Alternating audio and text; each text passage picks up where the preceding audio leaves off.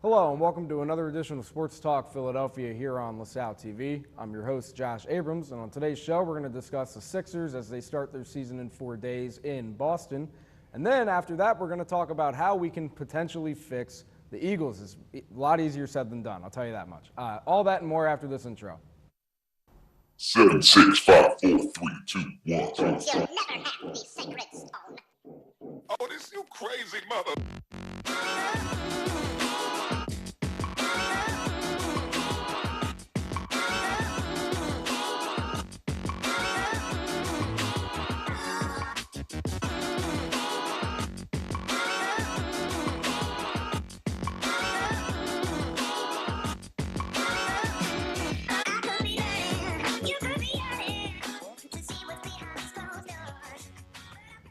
Welcome back from the introduction, and as usual, I have an amazing panel on hand with me today to discuss some Sixers. Tyler Small, Jake, remind me your last name again. Copestick, and Chris Forsyth on the end. We're going to talk some Sixers as their season starts in just a few days in Boston at the TD Garden. As we all know, that is also where the Sixers' 2018 season ended, as they were defeated in 5 games by the Boston Celtics. Looking at the team this year, guys, I really see a lot of similarities. I see a lot of key returners coming back, especially in the starting lineup. But the bench is where I see the deformities, and we'll get into more of that kind of specific stuff as we talk more about the Sixers. But I want your guys' general opinion, what your outlook is for this team in 2018, 2019. And you said it there. I thought the reason that the Celtics beat the 76ers in this series was because of the lack of the bench depth. And I thought it was good that they can get some key returners to come back and some new signings with, not really a signing, with JJ coming off the bench because now Fultz will be in the starting lineup, it looks like, but also people like Zaire Smith, Wilson Chandler will be good additions to that bench. Yeah, I totally agree. The bench depth kind of killed them in the playoff series. But, I mean, I do like the shooting that they picked up. They drafted Landry Shamet. They had Jonah Bolden come over from Australia. They traded for Mike Muscala. So I like the shooting they have, and I think that's what kind of did him in last year. Yeah, I just like the return of Fultz. I loved him at Washington. I think he's a really good ball handler, really can get to the basket really well. But now that he's got his jumper back, I'm feeling confident about the Sixers this year. Yeah, and you look at the team last year. There was believe it or not, you look at their record. They were 52-30, and we all know how the season ended because as I should have included, they ended their season on, I think it was a 15, 16 game winning streak, somewhere along those lines, and it was just it was just amazing to see that kind of basketball because earlier in that season we had struggled so much. Brett Brown was almost on the hot seat. He was almost ready to get out of here. But then you see the emergence of our young guys, the power duo of Embiid and Simmons really come together as the season went along. And so, looking at those two specifically being the building blocks of the organization, is there anything out of the ordinary that you guys would ask out of them to try and really get this team going? One thing that you'd love to see from Simmons, of course, is the shooting. You'd like to see him expand his range a little bit because this was a team that really pounded the paint. They really got all their points inside. So it's a good point that you said that they gained shooting so that they'll have some separation around them. But I think they're both in for big years. I think that going along with what he said, I think Embiid needs to spread his game out even more. We all know he's dominant in the post. I mean, the heartbreaker last year when he got stuffed at the rim at the end of the game in the playoffs. But if he moves out more, that'll create more space for Markelle to drive to the hole and Ben. And then who would be the four? Oh, Covington. Yeah. Big year, So if Covington, stays consistent, we'll be okay. I like what I saw from Simmons and Embiid. I think it's just the pieces around them. Like, obviously, Simmons can become a shooter. Embiid can, be a better scorer from all 3 levels. But I just think for the Sixers, they need to surround it with more talent.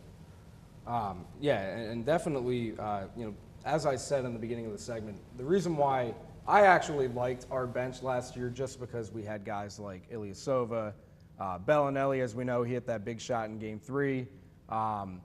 Having guys like that who had playoff experience, especially Bellinelli, being a champion with the Spurs, that certainly helped us in the playoffs. But obviously it wasn't enough. And so looking at the bench now, You guys said Jonah Bolden was here. Markel Fultz is actually starting to assert himself as a potential building block of the organization. There are a lot of other pieces on the team looking at the roster that are definitely going to help the young guys. Who do you think is like the dark horse, the underrated man on the Sixers this year? And anyone can jump in. This goes to anybody.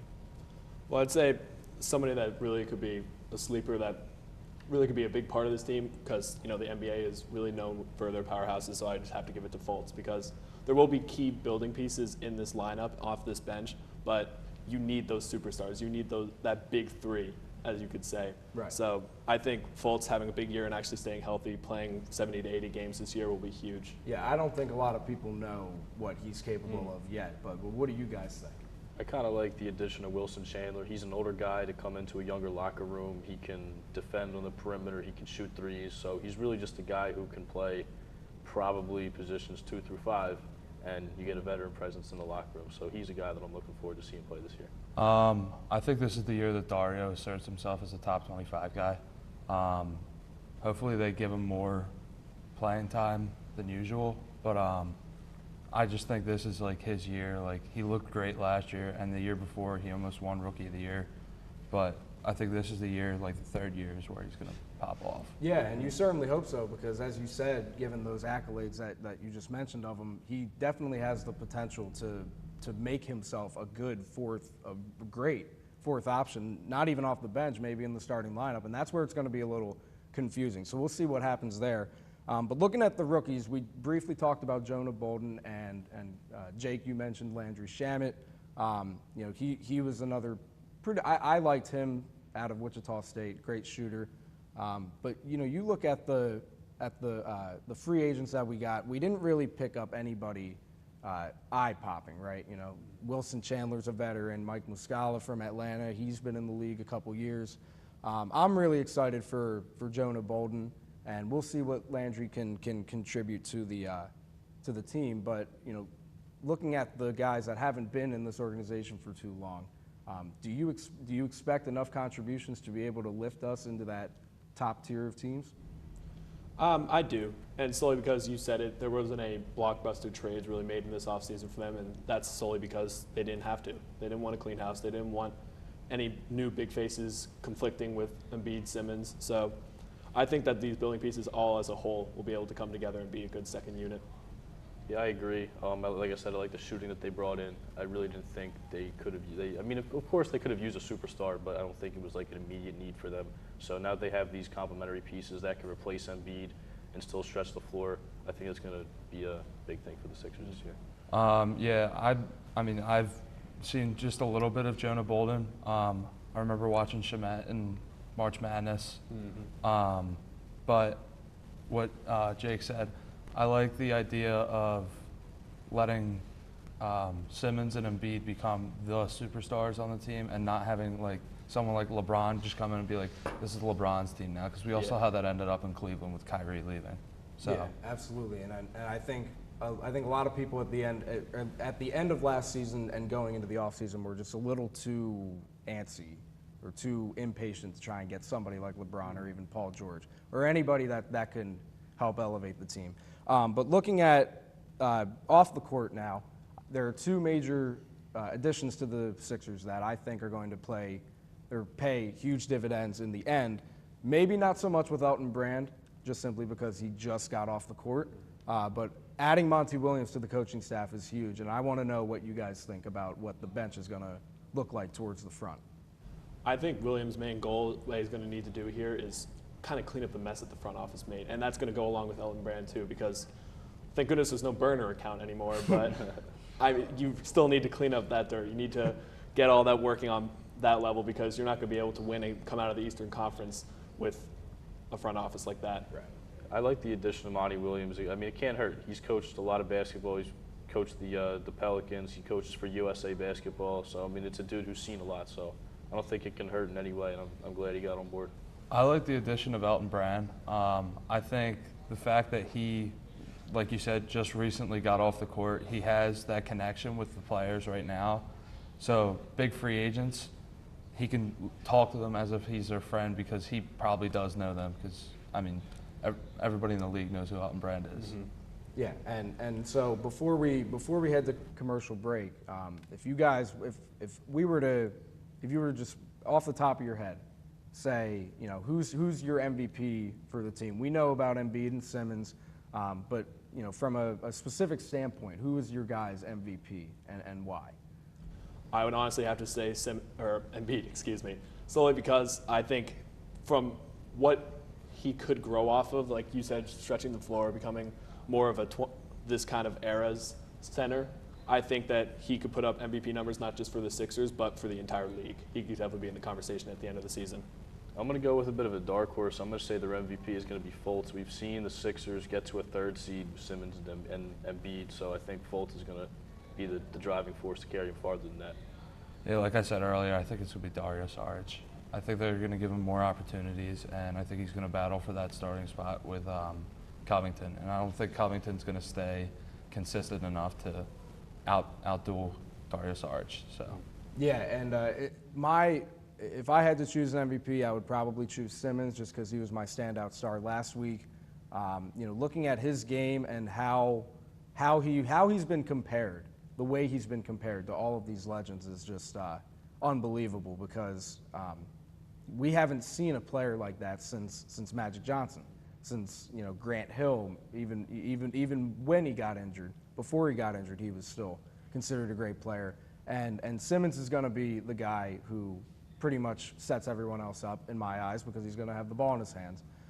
So we're going to be looking forward to a much more successful Sixers season. And we're going to take a quick commercial break. And when we come back, we're going to talk about the Eagles. Stay tuned.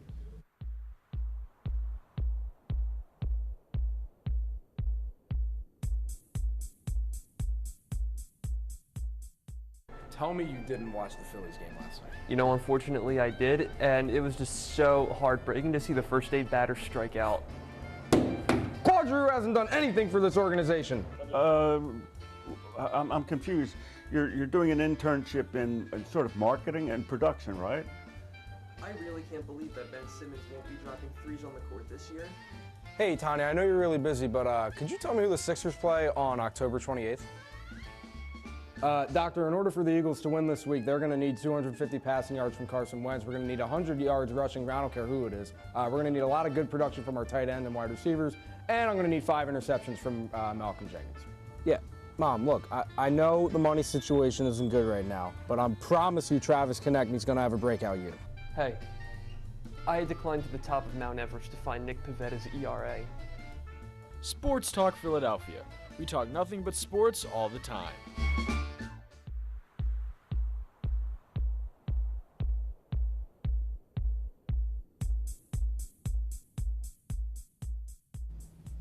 And welcome back from the commercial break. The Eagles suffered yet another heartbreaking loss. I can't remember the last time I watched this team lose 3 games in a row, but it has just been absolutely painful. We just can't figure out how to win games right now. And, looking at the standings, it's an early season. We're just past a quarter of the way through the NFL season, but the NFC East is looking like the worst division in football, and I think everyone who pays attention to football can agree with me with that statement.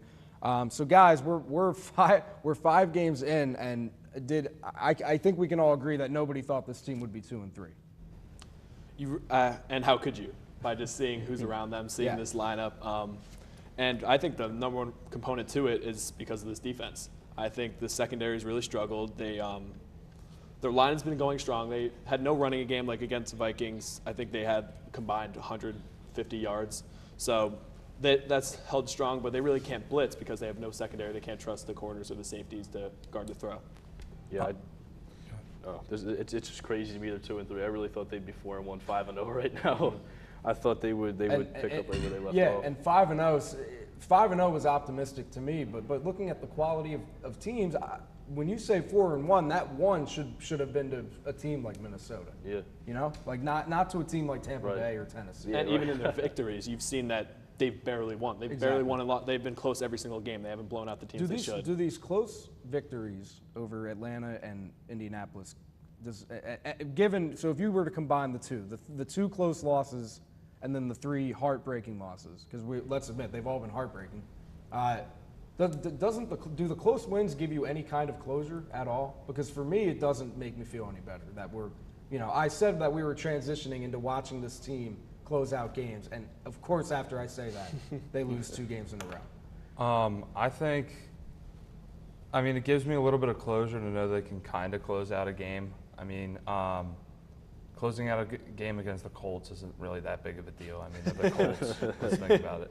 But closing out the game against the Falcons, when they did, now they're 1-4, so it's kind of like, oh, they closed out a game against the Falcons. But at that time, they still had Devontae Freeman, they still had Deion Jones, and they still had Keanu Neal. That's a huge So, They're real healthy. I think that game, yeah, it was good that they closed that game out. But the Colts game, I was just kind of like, all right, so they beat the Colts by 4, so what's the big deal? And Jake, your just general thoughts? It's just hard for me to have any faith just because they're not having the convincing wins that they had last year and blowing teams out and having games that were already decided by the end of the third quarter.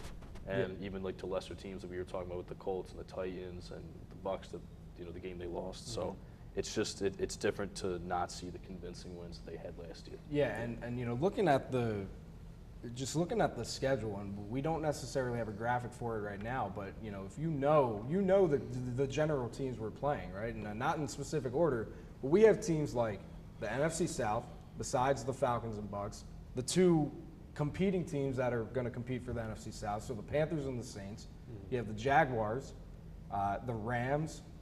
Those are teams that the Panthers come to here, but we have to go to New Orleans, we have to go to Los Angeles, and the way that this team has played through 5 weeks, they look like they're going to look like Minnesota when they came to us. Honestly, it's just very concerning to me. And with this week of a schedule, that's really the part of the season when you have to work out these kinks. You knew it would be happening when Carson Wentz is coming back from the injury, when you have a banged up running core, when wide receivers are a free agent signing, or what else it could be.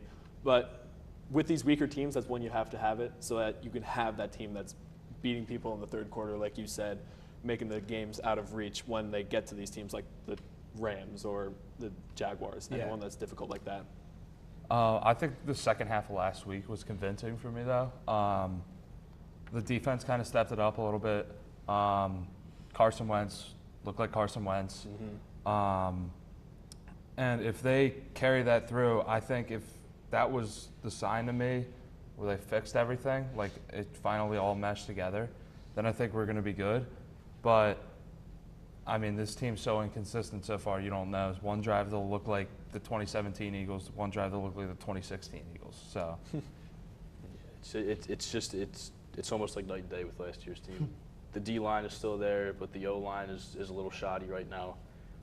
Wentz needs a little bit more time. He's, I think, bottom 5, bottom 10 in the NFL in QBR, so he's still got to get used to everything. And then he'll be getting guys back, so, I mean, they're only going to get healthier as the year goes on, and maybe even a trade happens to bring somebody else in. Yeah, and but before we'll get into the whole running back and the trading and the free agency, let's talk about Doug Peterson, because when you look at the decisions that he has to make as a head coach, it's tough. They always say the head coach or the mind of a head football coach is one of the worst places to be, and I understand the pressure. Maybe I don't physically understand it, but I get that it's hard. Some of these moves that he's making, whether if it's with players or with play calling, is really starting to baffle me, because we saw last year, especially with LeGarrette Blount, how successful we were on the ground. So what is Doug doing now? Like what has gotten into his head? I think that hopefully sports radio and social media has gotten into Doug's head like they did last year after that Giants game, or after the Chiefs game, saying like run the ball. You can't run the ball 4 times against a defense who gave up 100 yards rushing every single week to one running back, not our committee. Then again, it doesn't help that Ajayi is hurt and we don't have Blunt, and Sproles is a hurt. mystery almost. I'd like, from my experience, I know it's tough to make those kind of decisions in that short amount of time, those 40 seconds you get. But I mean, he's got to pull through like he did last year. But to call for a run as a coach should be one of the simplest things you do in a 40-second And even though they do have most of their starting running backs banged up, they still have Smallwood. They still have Clement, who are two legitimate running backs that could, with this offensive line at its strength, could still put up big yards, put up big numbers, and get the scoring up. Yeah, I think something that's hurting them is now that Jai's down, they don't really have like a workhorse back that can carry the ball 20, 25, 30 times between the tackles. They have some guys, like you said, Smallwood and Clement, who can catch the ball out of the backfield. But I just think it's the absence of a bruiser in between the tackles that is hurting them right now as far as running goes. And maybe that's what's keeping them away. Yeah, absolutely. And I think that's where a lot of people are missing LeGarrette Blount. But just to switch sides of the ball now,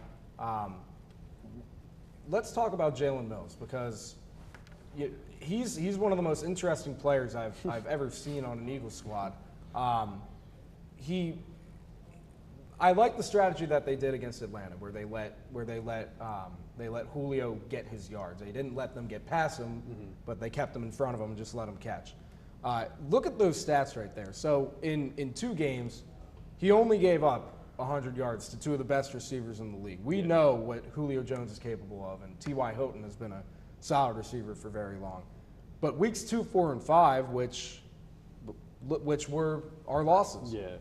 So essentially, he has played horrific in our losses, giving up 400 yards in 3 games to a washed-up Deshaun Jackson and still unproven Corey Davis.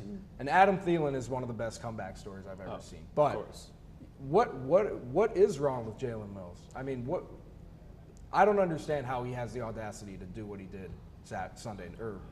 I think a big part of it is because of the defensive scheme, because they have been, as you said, let him throw in front of him, get his tackles in, make sure he gets his yards, but nothing big.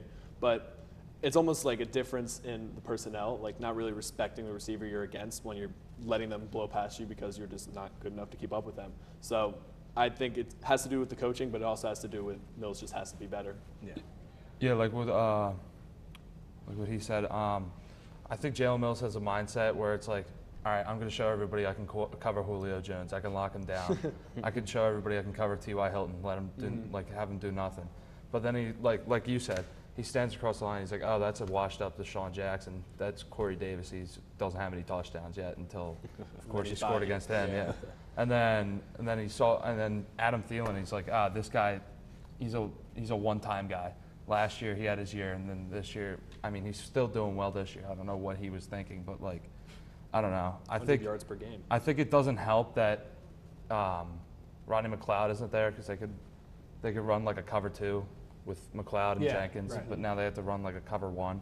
Yeah. So does a running back like Le'Veon Bell save our season? Well, how can Le'Veon Bell not save a season? He's one of the most patient and yet effective running backs I've ever seen. And if he's going with a good line, then he's going to be dominant. So yeah, I absolutely think he could save the year, because not only will he be your best running back, but the way the Eagles are right now as far as receivers go, he might be the second best receiver if he came in right now. So he would help out so much on offense that I think he would help out a lot. I think the way that this offensive line gets to the second level on a run, I think it would be perfect for him. Are there any other running backs out there besides Le'Veon Bell that you guys would like to see? Not in this market, because there really aren't any big names that are even considered for trades, let alone on a starting lineup. Right. So you see that in a fantasy report, let alone with a team trying to sign someone.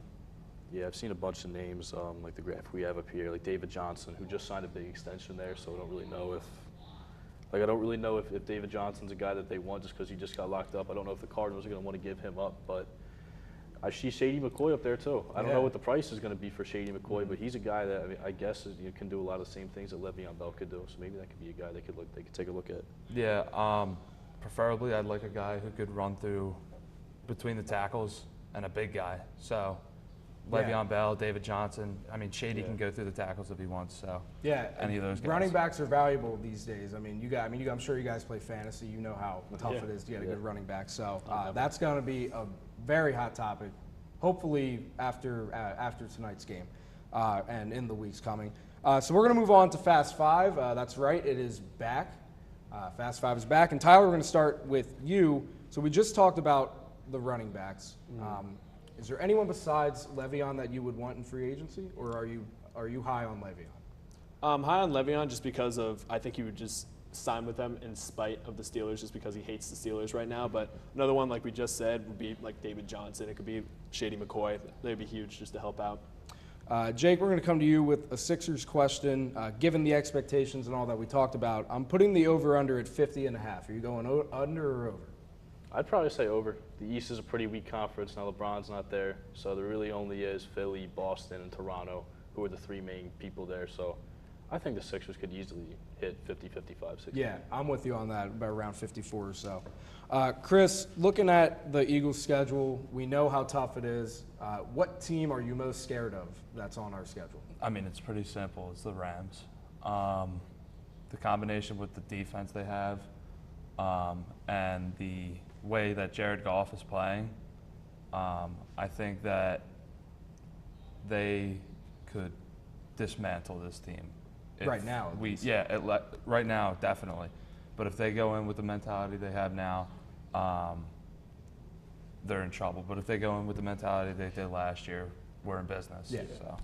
Jake, we're going to come to you with another Sixers question. Besides the Celtics, we know how good they are. Who else do you think is going to give the Sixers a run for their money this year? The Toronto Raptors for sure. Getting Kawhi Leonard, getting Danny Green, Nick Nurse is their new head coach, so they got some new parts. And Nick Nurse is a guy that a lot of people are going to find out who he is really quickly. Okay.